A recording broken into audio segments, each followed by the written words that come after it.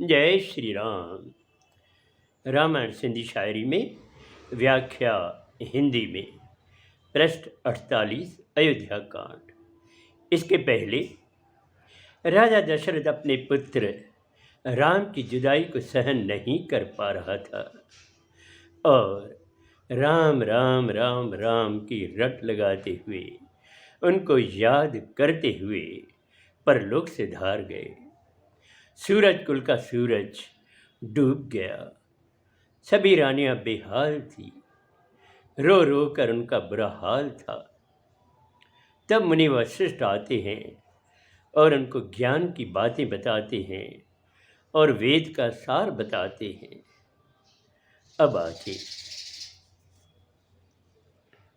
तेल नाव में देह रख्या दूत सडाए चया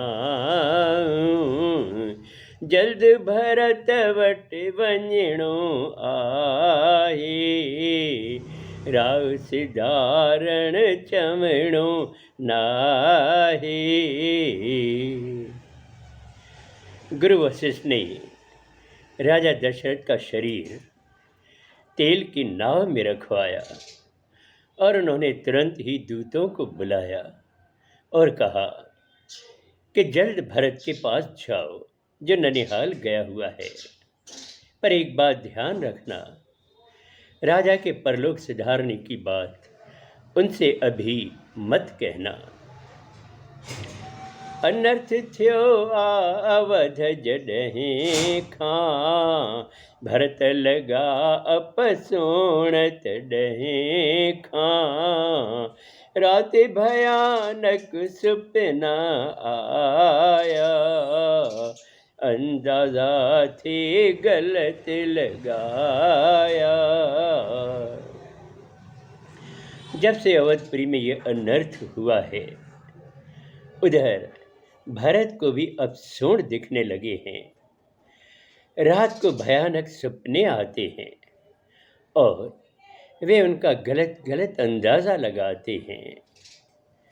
भरत मुधल हो सोच में कासिद पहुतो आहे गुरु जी आज्ञा के बुद्धि निकतो देर तन्नाहे। इन्हीं अफसूण के बारे में बार बार भरत सोच में है और वो कुछ सोच ही रहा था कि उसी समय दूत आ पहुँचते हैं और गुरु वशिष्ठ की आज्ञा उनको बताते हैं कि जल्दी अवधपुरी चलना है। और सुनते ही भरत तुरंत तैयार हो गया। हिक हिक पल जण साल लगे थो तेज हवा जिय भरत अचे थो नगर घिड़ी अप सोण डिठाई कांव बेका का करण बुधाई। भरत को एक एक पल जैसे एक वर्ष के समान लग रहा था। वो हवा की रफ्तार से तेज आने लगे और जब अवधपुरी पहुंचे तो उनको हर तरफ अफसूण दिखाई दे रहे थे। कौवे भी बुरी तरह कां कां कर रहे थे। को बिनिवासी को न कुछे थो भरत सहम जी को न पूछे थो खबर लगी पुट भरत अचे थो कई जो ख्वाब नचे थो।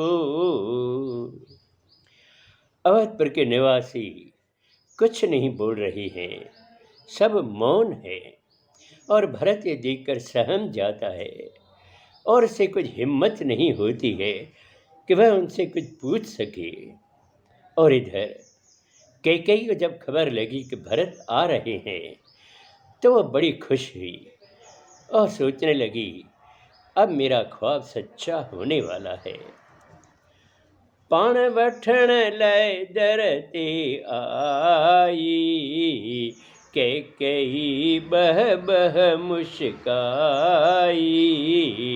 भरत भी शत्रुघ्न साण कयाई, महल तरफ ई हलन चयाई। कैकेयी उत्साहित होकर खुद दरवाजे पर आती है उनको लेने के लिए, और उनको देखकर मुस्कुराती है। फिर भरत और शत्रुघ्न को लेकर उनको कहती है कि चलो मेरे महल की तरफ चलो। अब आगे अगले सोमवार को।